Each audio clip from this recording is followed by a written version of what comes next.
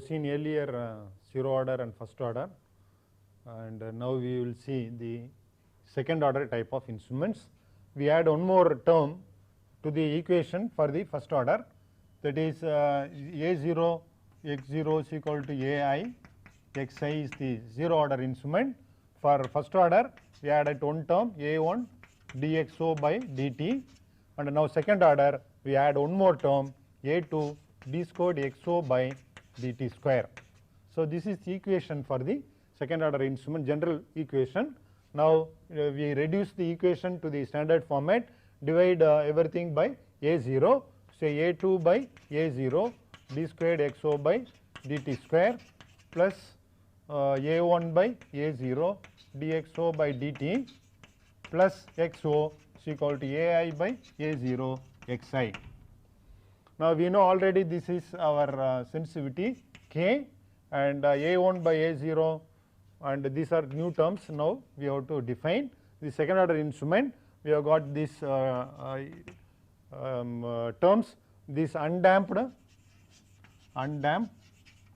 natural frequency of the system, natural frequency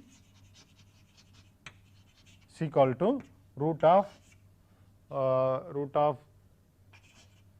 A2 by root of A0 by A2, root of A0 by A2, A0 by A2, that is the definition for undamped natural frequency. And next one is damping ratio. Damping ratio recommended by psi, represented by psi, that is A1 divided by twice root of A2 into A0. It is a non-dimensional one, it is a damping ratio. So, in terms of these parameters, sensitivity and undamped natural frequency and psi, and d by dt we know already. So, d by dt as d differential operator, we shall rewrite this equation and we get in the following format: d squared over omega n square plus 2 psi d by omega n plus 1 into xo is equal to k times xi. So, this is the resulting equation, substituting in terms of omega n psi and capital D. So, this is the differential equation representing the second order instrument. And what is an example in practice? In practice we have a typical example is a force measuring unit, that is a mass. Any force measuring unit or load cell will contain a mass supported by a spring and a damper. So, this is the frame, and now this motion can be measured over a scale. Say we will say output signal is obtained here, input is Fi, this is your xi signal, xo is the displacement finally we get. So, this is a typical second order instrument. Now, how to get the equation for this system in the same order? Now, consider the force Fi, and part of Fi is used to overcome the or resistance of the spring or in deflecting the spring, and some more part is used to overcome the viscous friction in this damper. The resulting force is used to accelerate the mass. So, considering the accelerating force of mass, Fi minus Ks into xo, that is the force used to compress the spring, minus if B is the damping coefficient of the damper, so B into dxo by dt is equal to the force accelerating the mass. So, m into d squared xo by dt square. Now, this can be brought xo term in one side and Fi input can be taken the other side. So, m into d squared xo by dt square plus b dxo by dt plus ks xo is equal to Fi. Now, substitute in terms of undamped natural frequency and damping ratio, that is now omega n is equal to root of k by m, and k is equal to 1 by ks,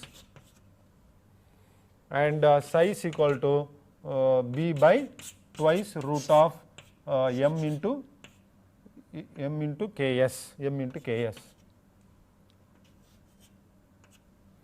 Substitute in this term, then you will get the same, you will get in the same format, that is d squared over omega n squared plus 2 psi d by omega n plus 1 into xo is equal to k times xi is fi. So, in this format we get. So, this is a typical example for a second order instrument. Now, as we have done earlier, we have to find out the first step response and so on. Yeah. For step response, now we substitute as we have done for first order system xs. So, right hand side will be k times xs. So, it is a constant. So, we have to solve this differential equation for xo, and here in this case, depending upon the value of psi is less than 0, psi is equal to 1, psi is greater than 0, greater than 1 is equal to 1, greater than less than 1, equal to 1 and greater than 1. Under these three situations, we have three equations. They are all very long equations, and when they are plotted, we get this following curves, that is the step response for a second order system. So, xo by k by xs, that is equal to 1. This should be the ideal value, 1 is the ideal value. The output value is supposed to correspond to this line 1, it should lie, that curve xo by k by xs should lie there. Instead of it, how it varies. Now, when psi is equal to 0, you get more or less a sinusoidal wave. Psi is increased, you find the oscillation amplitude reduce, and when psi is equal to 1, that is critically damped. One is called critically damped. This is critically damped condition. Under that condition, there is no overshoot. It is just goes smoothly tangential to the number 1 straight line. And later on you find it's 1.5 and 2 and 3 and all, it will behave, they will behave like, that is highly damped systems, they will behave like a first order systems. And the behavior of this for getting the better output, normally people go for psi is equal to 0.7, because 0.7 we find the output will reaches quickly to the near about 1 value without much amplitude, much oscillations. That is important thing, it does not oscillate. 0.7 very small amplitude is there, and later on it will die out. And if it is 1, it takes more time to reach reach the ideal value. So, people go for psi is equal to 0.7.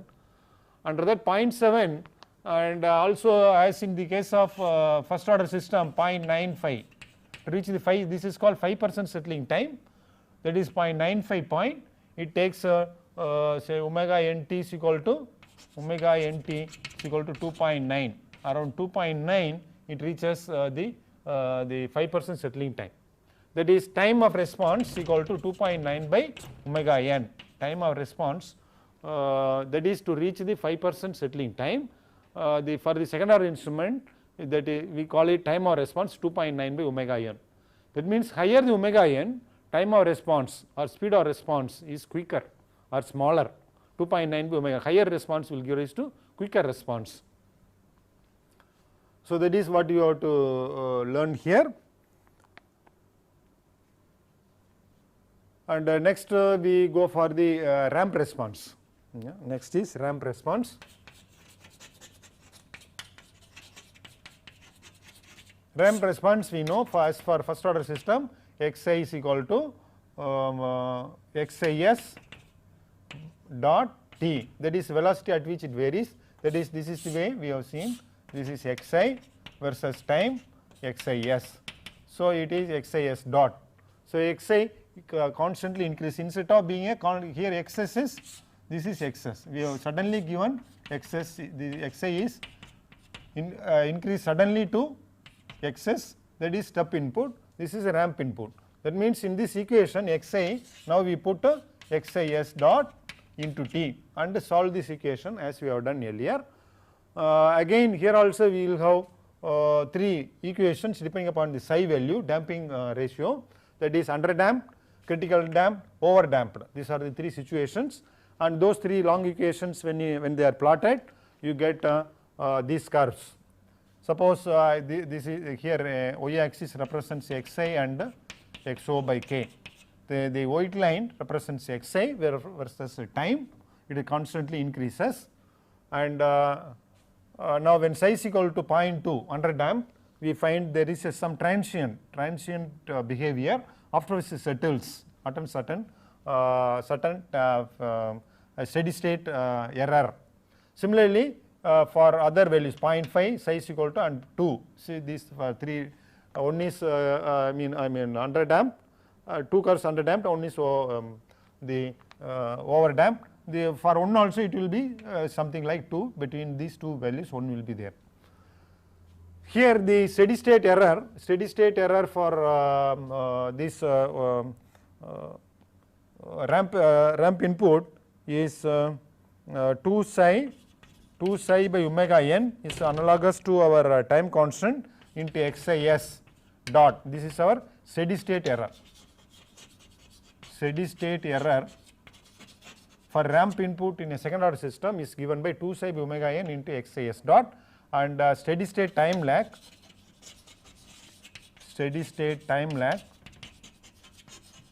in the first order instruments is tau. Here it is equivalent is 2 psi by omega n.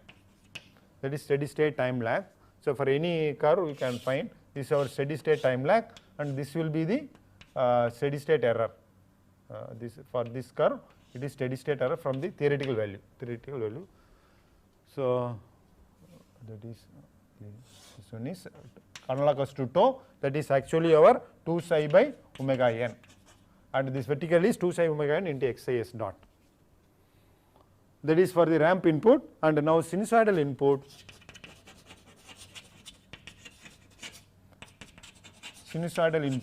we know we have to substitute in the differential equation d by I omega.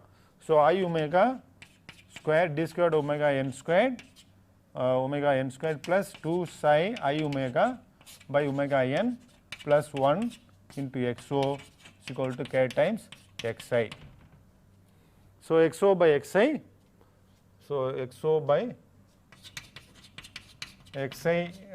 in terms of I omega is equal to k by d squared over d squared, that is I omega square d squared by omega n squared plus 2 psi I omega by omega n plus 1. It is a complex number.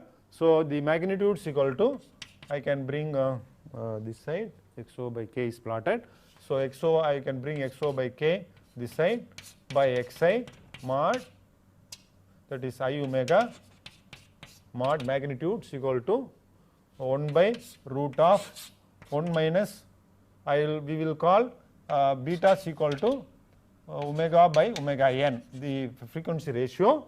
So 1 minus beta the whole square plus 2 psi beta plus 1, 2 psi 4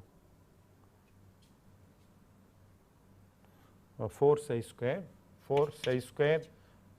psi square beta square, 4 psi square beta square plus 1, and phi is equal to 10 minus 1 of 2 psi beta by beta squared minus 1. That is the axis. Now these two equations are plotted here. That is a frequency response second order system. This is omega by omega n is nothing but beta. This is beta value. When beta is equal to 1, it is a resonance conditions. That is, the excited frequency is same as the natural frequency of the system. Then we say it is a resonant condition. Under resonant condition, we find if under resonant conditions the amplitude ratio goes to infinity. That is what is indicated here. It goes to infinity and comes back. And when psi is increased from 0, then you will find the maximum amplitude occurs when the omega is equal to omega n. That is what is depicted here. But we find between the between 0.6 and 0.8, say again psi is equal to 0.7, as we have learnt in the step response, 0.7 is very ideal value. Similarly, here also you will find around 0.7 you have the maximum, that is ideal value it should be around 1. This should be the ideal condition. So xo by k by xi should be equal to 1, that is perfectly proportional conditions without any error due to the dynamic conditions. So that is achieved when it is size equal to around here also 0.7, in between 0.6 and 0.8 you will have maximum range, somewhat here it will come in between. So the maximum range, so this may be this may correspond, and around it may be around 0.8 up to beta is equal to 0.8 you may have the usable range. Hence for the second order instrument this is called the bandwidth of the instrument. That is a region in which the instrument is supposed to be used, that is in this region it is equal to 1, later on it deviates. Yeah. That is how the frequency response is made use of in fixing the bandwidth of the instrument. Also when size equal to 0.7 it is noted 0.6 and this is 0.8, that is the phase difference also is more or less linear, that is acceptable in dynamic response. Higher frequency, this is omega n, that is beta. So at higher frequencies the phase shift will be proportional to the frequency. So phase shift will be proportional to the frequency, that is also acceptable. It is more or less in this measurement region it is more or less straight line. So these two things are attained by analyzing the second order instrument. Now we will work out one or two problems in this chapter, dynamic response. First problem 1. There is a balloon rising, in atmospheric conditions, it just rises at a rate of 7 meter per second. That is our speed at which speed of rising of the balloon. This is balloon rises at this speed, and the temperature at it has got a thermometer inside, and also an altimeter, thermometer and altimeter,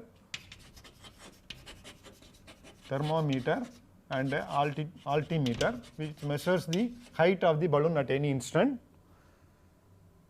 The thermometer has got a time constant of 15 seconds. Thermometer for the thermometer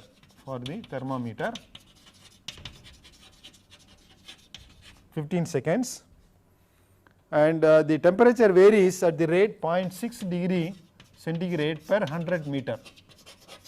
That is atmospheric conditions. The temperature reduces every 100 meter by 0.6 degree centigrade, and the balloon is sending the signals for temperature as well as for the altitude. At when altitude is 3000 meter, there is a signal corresponding to minus 1 degree centigrade, At 3000 meter height, it sends a signal of minus 1 degree centigrade. What is the actual temperature T at 3000 meter? What is the actual at 3000 meter? And also this temperature in what height it is indicated. This is what is done. It is a typical example of a ramp input. It is a ramp response. So we will see how to work out this problem, this ramp response. Now we know that steady state time lag is equal to tau. So when whatever reading we get, that was taken on one time constant earlier.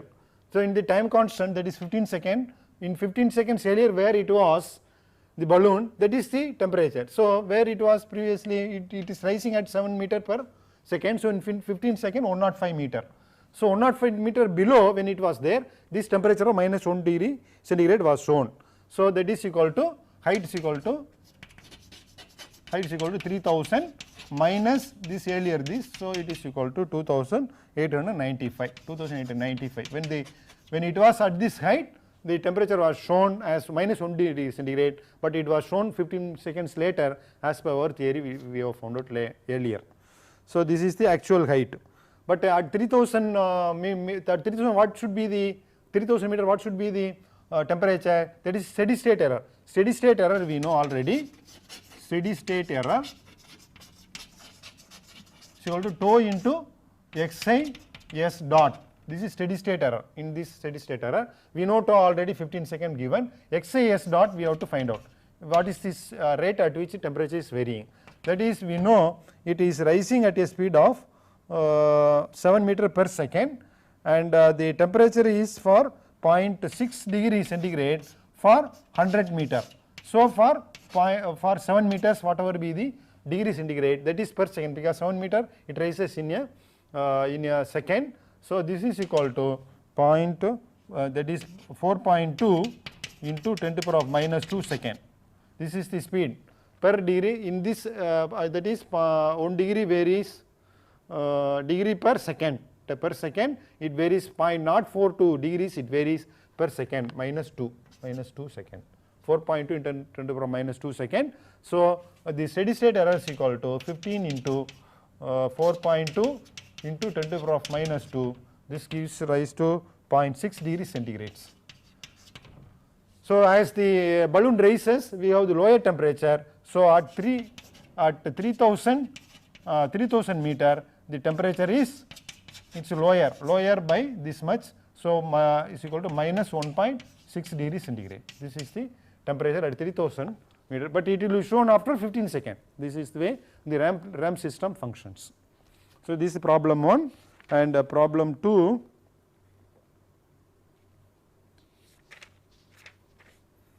A first order problem 2. A first order instrument measures signals with a frequency up to 100 hertz, with an amplitude inaccuracy of 5% error. And these are first order instruments, measures up to signal 100 hertz with 5% error. Then calculate the maximum allowable time constant. What should be the time constant of the instrument? If it has to measure 5% error and up to 100 hertz signal has to be handled, and it is a first order instrument, what should be the time constant of the instrument? For this you have to use this magnitude ratio equation, that is xo by k by xi is equal to, now for 5% error it should be, magnitude ratio should be 0.5, that is equal to 1 by root of 1 plus omega square tau square. This amplitude ratio should be 0.95 for 5% error. Magnitude ratio, remaining magnitude should give rise to this much. Omega is known as now 2 pi into 100. 100 is the maximum, 100 hertz signals. Then from this tau only is unknown, and we can find out tau as 0.523 millisecond. So that's so for measuring with any given inaccuracy, what can be the time constant of the system can be found out by using the amplitude ratio equation. Then another typical example is there. Problem 3. We have a signal xi is equal to 1 is the magnitude, and sine 0.2t plus 0.3 sine 2t. That is, it is a signal having two components. This is xi versus t. This is one component, and here we have the variation superimposed. It goes like this. So it has two components. Final signal will be, this is the final signal.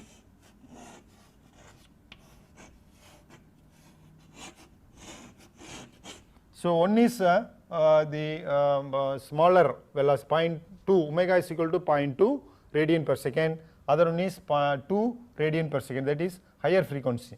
Higher frequency signal superimposed over here lower frequency, and low frequency signal has got amplitude of 1, and high frequency has got 0.3. 0.3 is the with which the other signal is varying. Suppose this signal is given to two instruments having a time constant, two first order instruments, time constant of tau 1 is equal to tones equal to 2 second, and another instrument has got a time constant of 0.02 second. These are the two instruments to which this instrument is given. This is the instrument, instrument. This is given. What will be the this input? What will be the output signal? What will be the output signal? Instrument 1 and instrument 2. Two instruments are there. First you give it first instrument having 2 seconds, later on 0.02 seconds. Find out the response of this instrument. So we go ahead, that is we have to find out the amplitude ratio and the phase lag. So first take the instrument 1, instrument 1 we take, that is time constant equal to 2 seconds, time constant equal to 2 seconds. So for this amplitude ratio xo by xi I omega mod is equal to k over omega 1 root of 1 plus omega squared tau square. So here we have the frequency is given 0.2 and the other one 2 frequencies are there. We can take one frequency,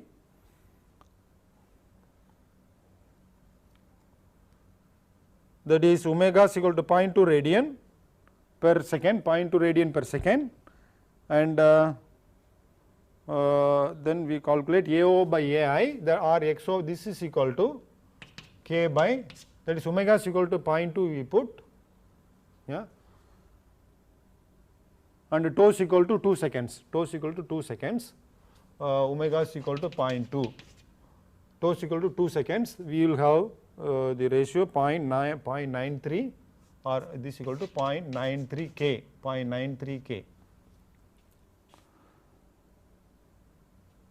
and phi is equal to my 10 minus 1 of 10 minus omega tau, that is equal to minus 21.8 degrees. Similarly, when omega is equal to 2 omega is equal to 2 and again tau is equal to 2, then you will have the same ratio xo by xi I omega, that is magnitude ratio is equal to 0.24 K. So to say, or we can also write this is AO by AI, that is magnitude of amplitude of the output signal and amplitude of the input signal ratios. So now we write the here the phi is equal to 10 minus 1 of this, it gives rise to minus 76 degree. So we have found out both the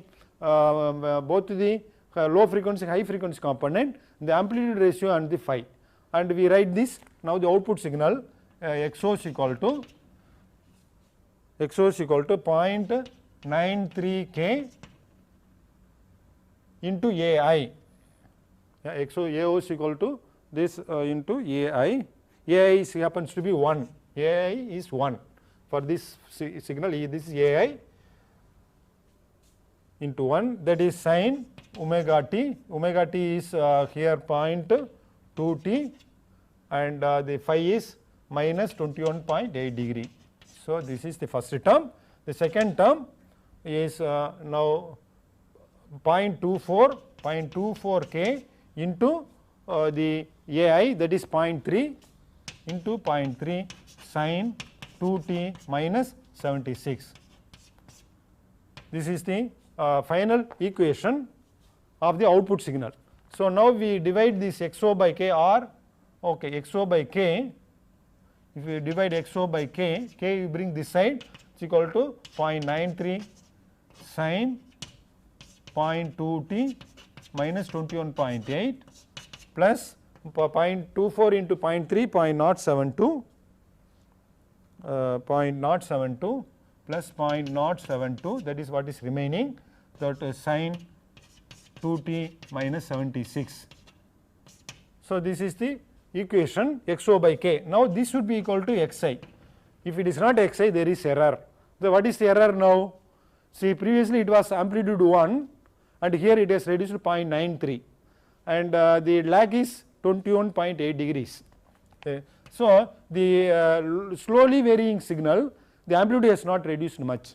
But what happened to high frequency signal? There it was 0.3 amplitude, but now it has come 0.072. It has almost disappeared. That means the output signal will be of this nature.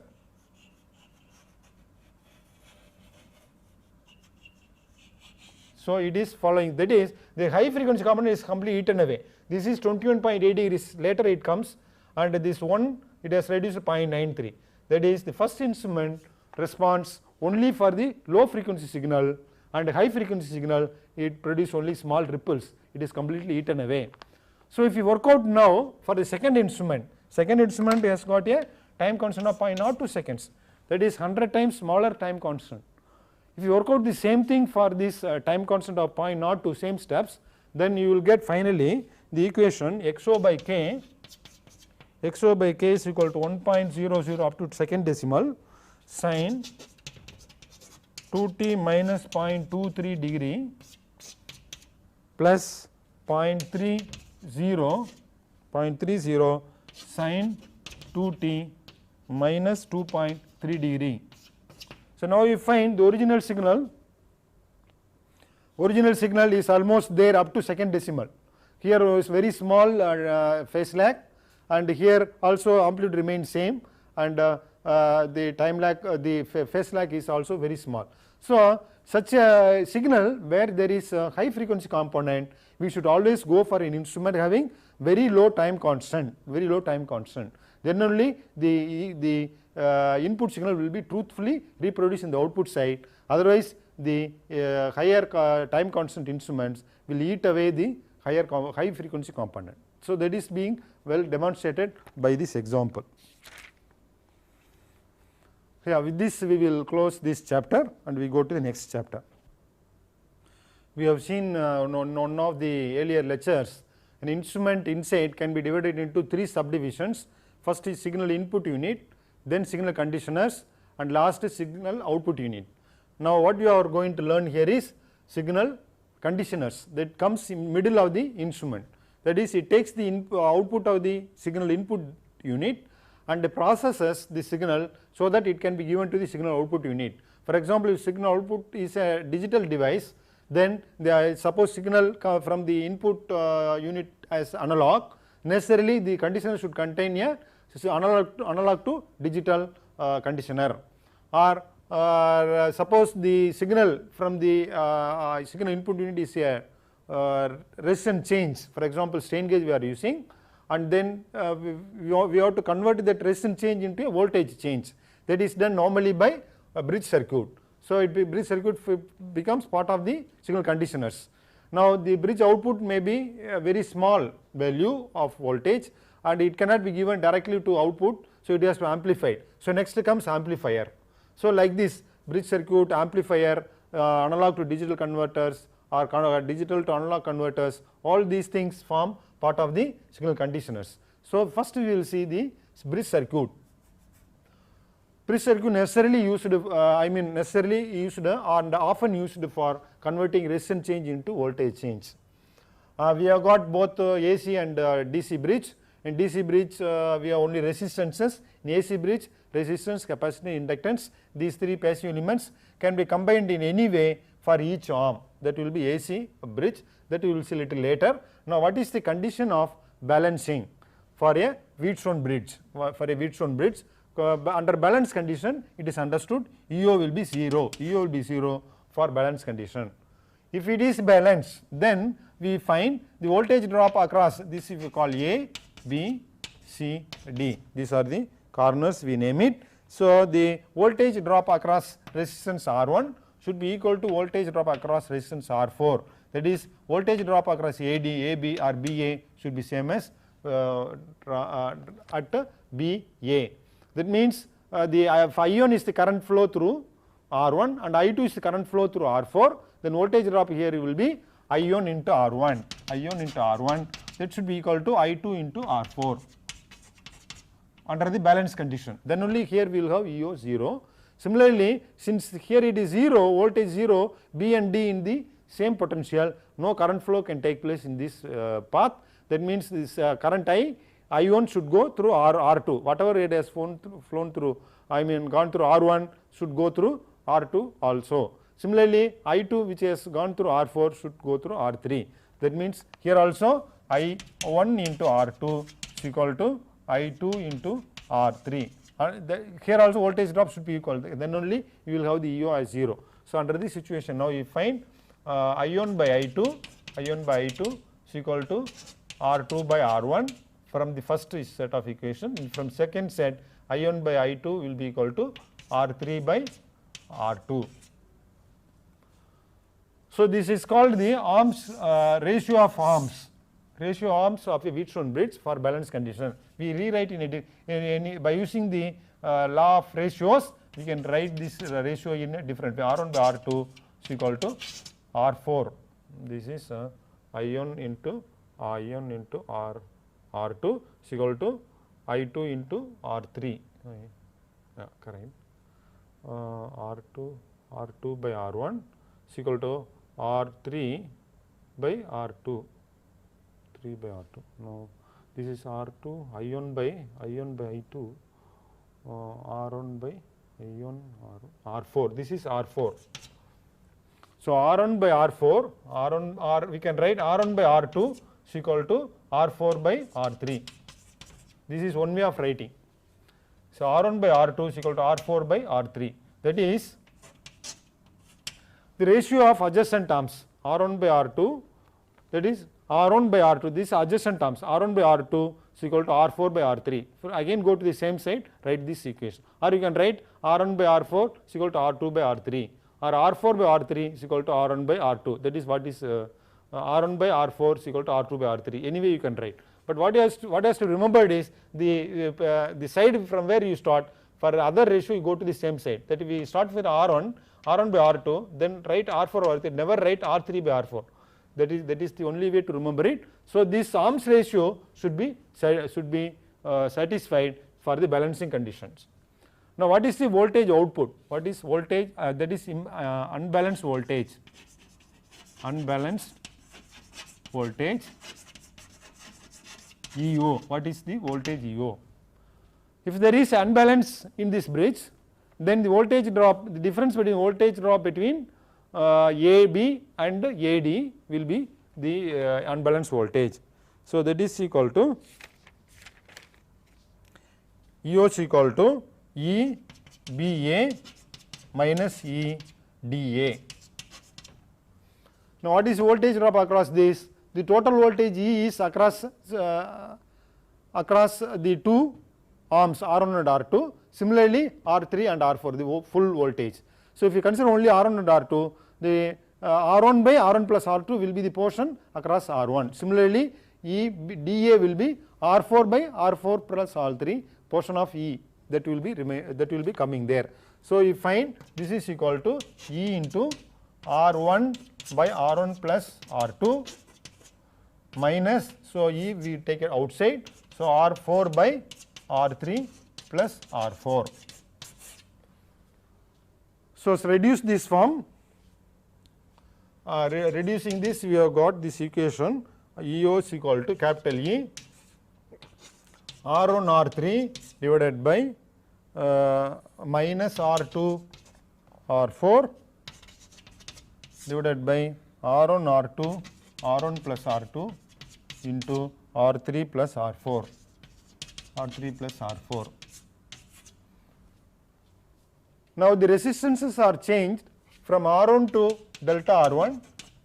When the resistances are picking up signals, the resistance changes. So, delta R2 and R3 changes to delta R3 and R4 changes to delta R4, R4 plus delta R4. In such situations, EO will be equal to just E into R1 plus delta R1 into R3 plus delta R3 minus R2 plus delta R2 into R4 plus delta R4 divided by, so R1 plus delta R1 plus R2 plus delta R2 into R3 plus delta R3 plus R4 plus delta R4. Now, it can be reduced because delta R1 is a small quantity, delta R1 into delta R3 will be still smaller, we can neglect them to be 0. So, higher orders of delta terms, and also noting down for balance condition R1 by R2 is equal to R4 by R3, calling it as arms ratio as M. It can be reduced or neglecting higher order terms, we can reduce this equation into EOS equal to M by 1 plus M square into E into delta R1 by R1, higher order terms are neglected, minus delta R2 by R2 plus delta R3 by R3 minus delta R4 by R4. To this form, the above equation can be brought down. So, this is the final equation. Suppose M is equal to 1, that is the case in mechanical measurements. We are using strain gauges of 120 ohm each, equal arm bridge. So, M is equal to 1. In that case, you will find EOS equal to E by 4. M is equal to 1 means 1 by 2 square, that is E by 4. E by 4 into the same term. Yeah. Same term we write it whatever inside the bracket. So, this will be the imbalance voltage of a bridge. We will use this equation to find out the voltage output in different configurations of the bridge. First configuration is quarter bridge. That is, the bridge is not always used with all the 4 arms active. Sometimes one of the 4 arms will be active, sometimes 2 of the 4 arms are active, sometimes all the 4 arms are active. When we give signal to only one of the arms, the other 3 arms are kept constant. That is, R1 alone is varied, and the other 3 will be kept constant. It is called quarter bridge. Only one of the 4 arms is active, others are constant. If it is half bridge, 2 of the arms, 2 of them are active, other 2 will be constant. If it 4 arms means all the 4 will be changed, all the 4 arms will be changed. That is, whenever you give a signal, all the 4 will be changing. So, these are the 3 configurations: quarter bridge, half bridge, and full bridge. These are the 3 configurations. Under quarter bridge, what is the voltage output? So, that is EOS equal to E by 4 divided where delta R1 alone exists, all the other 3 are zeros because it is a quarter bridge. So, into delta R1 by R1. This is simple. In quarter bridge, voltage output is equal to E by 4 delta R1 by R1, relative change of resistance. Now, in the off bridge, that is off bridge, what is the voltage output? Now, off bridge, we have got 2 configurations. You can have R1 and R2 as active arms, R1 and R2, or R1 and R4, or that is adjacent arms may be made active, or opposite arms may be made active. These are the 2 situations. Take the adjacent arms. Yeah. Adjacent arm is active, off bridge. Now, if you want to make adjacent arms are active, and if you want to get any voltage output, then the R1 to R2, they are adjacent arms. Now, in that case, the polarity for delta R2 should be negative. If it is negative only, minus and minus will become positive, you will get some voltage. If this one also positive, then it gets nullified and voltage output will be 0. That means adjacent arms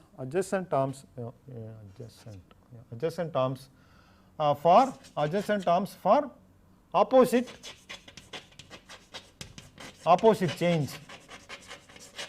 change in resistance. When the resistance changes opposite way in both the adjacent arms, then you can use this bridge. Similarly, off bridge you can use for adjacent arms for opposite change in resistance, and opposite arms, that is 1. I will say 1, 2, and opposite arms for similar change, yeah, or similar change, same change, similar change in resistance. So, this is to be observed. if same type of strain, then delta R1 will change and delta R3 will change, both get added up, R2 and R4 being 0, because an off bridge only 2 of them are changing, other 2 are zeros. So following this situation, following this condition, only we have to connect the resistances. If you give adjacent, if you give similar change to adjacent arms, that is adjacent arms, R1 to adjacent is R2 or R4, any one. For example, we take R2, if you give similar strain, then you find similar strain means they get cancelled out. We do not have any output, but that is what is made use of in temperature compensation. Yeah, that is what is made use of in temperature. That is 3 for temperature compensation. That is for temperature compensation. Similar change